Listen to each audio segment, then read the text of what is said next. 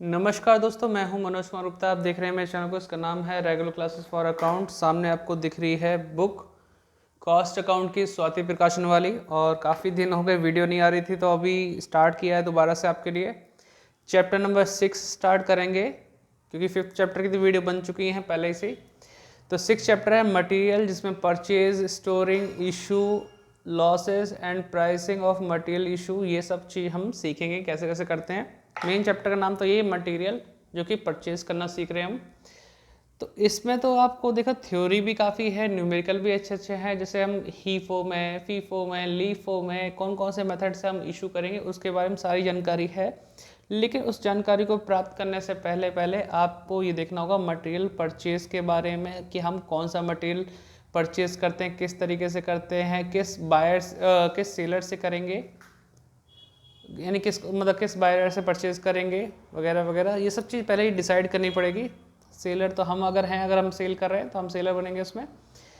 तो ये सब चीज़ें आपको बहुत ध्यान से पढ़ना होगा, समझना होगा। थ्योरी में ज़्यादा बड़ी वीडियो इंट्रोडक्शन के साथ बताऊंगा कि हाँ क्या क्या चीज़ आपको पढ़ना है, क्या चीज़ लिखनी है। जैसे कि अभी थोड़ा सा पढ़ते हैं। Purchasing is one of the most important area in the overall process of material control. Material control के लिए जो परचेजिंग बताया सबसे बेस्ट यानी कि मोस्ट इम्पॉर्टेंट एरिया बताया गया है। In order to ensure that the required material are available at the right time, in the right quantity and at the right price, there should be a separate purchase department under the control। तो इसको control करने के लिए एक separate department होता है, वो सही समय पे सही क्वांटिटी और सही प्राइस में माल खरीद सके, ये इसकी जिम्मेदारी होती है। तो इसके बारे में हर एक डिपार्टमेंट में परचेज डिपार्टमेंट भी होता है, और उसमें कहते हैं स्टोर कीपर भी एक ऐसा होता है जो उस सामान को सही जगह पे रखेगा, और उसमें जब भी ज़रूरत होगी जितना माल चाहिए वो उसको प्रोवाइड कर देगा। तो स्टोर लेज़र से रिलेटेड ये चैप्टर है, ठीक है, जहाँ पे हम कहते हैं स्टोर कीपर की जॉब जैसे करनी होती है, उसके बारे में उसको ये सब नॉलेज होनी चाहिए। तो बाकी इसके एडवांटेज डिसएडवांटेज सब कुछ इसमें दे रखे हैं, थोड़ा सा पढ़ लेना, क्योंकि आप देखो थ्योरी वाली वीडियो मैंने देखी है, जितनी बनाई चली नहीं है। बाकी स्टेप इन परचेज प्रोसीजर पूरा दे रखा है, किस तरह से हम परचेज करने की स्टार्टिंग करते हैं। इसमें लिखा है receipt and analysis of purchase requisition, कि हमें क्या क्या ज़रूरत है परचेज करने के लिए, पहले हम जानकारी लेंगे। Find out the source of supply, supply की जो होगी उसके सोर्सेज कैसे कैसे होंगे। इन्विटेशन ऑफ कोटेशन, टेंडर निकालेंगे उसे प्रोवाइड करने के लिए। प्रिपेयरिंग कंपैरेटिव स्टेटमेंट भी बनाएंगे, कंपेयर करेंगे भाई किसका प्राइस सही है कि नहीं है। ये सारी थ्योरी आप बहुत आराम से अपनी बुक से जो आपकी प्रोवाइड है उसे पढ़ना, तभी इस चैप्टर के क्वेश्चन करने की कोशिश करना, अदरवाइज दिक्कत में पढ़ सकते हो, कुछ भी समझ में नहीं आएगा। तो ये जिम्मेदारी मैं आपको देता हूँ, कोई चीज़ समझना है तो मुझे बताना, मैं कमेंट कर बताओगे तो फिर उस पर वीडियो बनाने की सेपरेट तरीके से, अगर ज़्यादा कमेंट आएंगे तो ही वीडियो बनेगी, अदरवाइज़ आपके पास जिम्मेदारी है थोड़ी सी, क्योंकि मैंने जितनी वीडियो बनाई थ्योरी की चली नहीं है। बाकी ये सीखने को बहुत सारी चीज़ें हैं, ध्यान से आप सीखना। ये तो मैं दिखा रहा हूँ, ये एग्जाम्पल वगैरह ये 1 बाय 1 पढ़ना ज़रूर। जैसे 3rd एग्जाम्पल मेन है, यही हमारा फर्स्ट क्वेश्चन होने वाला है, कैसे कैसे बाय करेंगे। और साथ में जब आप बाय कर लोगे सामान को तो स्टोर करके रखना पड़ता है, और स्टोर करके जब रखोगे और टाइम पे हमें कोई चीज़ चाहिए तो उसके लिए हेल्प करता है बिन कार्ड। तो बिन कार्ड क्या होता है, कैसे कैसे उसमें डिटेल होती है, कौन कौन सी डिटेल होती है आप यहाँ देख सकते हैं। जैसे मटेरियल के बारे में होगा, कोड नंबर होगा, स्टोर लेजर फॉलियो भी होगा, बिन नंबर भी होगा, मैक्सिमम लेवल पहले ही से लिखा रहता है बिन कार्ड पे, कितना मैक्सिमम लेवल है उसमें जिसमें बिन में आप सामान रख रहे हो। मिनिमम लेवल क्या होगा, ऑर्डरिंग लेवल क्या होगा, ये इस तरह से स्टोर इसका ये परफॉर्मा बनाया जाता है, जिसमें date, receipt, issue, balance, remark वगैरह सब कुछ लिखा जाता है।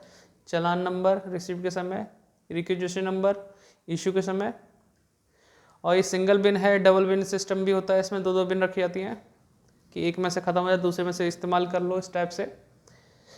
तो ये बिन कार्ड के भी रिलेटेड क्वेश्चन होंगे। साथ में जब हम आगे बढ़ेंगे तो जैसे ये इसका एग्जाम्पल है, इसका जो एग्जाम्पल जरूर पढ़ना है आपको। बाकी मैं क्वेश्चन डायरेक्ट कराऊंगा तो वहाँ क्लियर कराऊंगा आपको एक एक चीज़। बिन कार्ड से जब आगे बढ़ते हैं तो हमारे सामने आता है यहाँ पे इशू ऑफ मटेरियल, मटेरियल को इशू करना, जब बेचते हैं तो बेचने से पहले पहले हमें पता है कुछ कुछ हमारी वेस्टेज भी हो सकती हैं, तो वेस्टेज भी होगी या फिर स्क्रैप भी होगा, इनके बारे में थोड़ी थोड़ी जानकारी ज़रूर ले लेना। ठीक है, स्पॉइलेज क्या होता है, डिफेक्टिव क्या होता है। तो वेस्ट तो वही हो जाता है, जैसे अगर मैं बात करूं कि आप कोई चीज़ प्रोडक्शन कर रहे हो किसी चीज़ का, तो उसमें वेस्ट करते करते वेस्ट हो जाए और वो उस वेस्ट को हम रिकवर ना कर पाएँ तो वेस्ट हो गया हमारे पास। स्क्रैप में तो ऐसा मान लो कि स्क्रैप भी है, राख वाख बची हुई है इस टाइप से, है ना, थोड़ा बहुत बेचने लायक। स्पॉइलेज है, डिफेक्टिव मटेरियल है, ये सबकी अपनी अपनी डेफिनेशन है, ज़रूर पढ़ना। थोड़ा थोड़ा मायने मायने सा चेंज है सब में, नुकसान ही के टाइप की चीज़ें हैं। लेकिन जो हम इशू करते हैं मटेरियल को, उसको कैसे करते हैं, कॉस्ट प्राइस मेथड से अगर देखा जाए। ठीक है, तो कॉस्ट प्राइस मेथड में जो हमारे अलग अलग मेथड हैं, जैसे first in first out method FIFO, last in first out method LIFO, highest in first out method हीफो।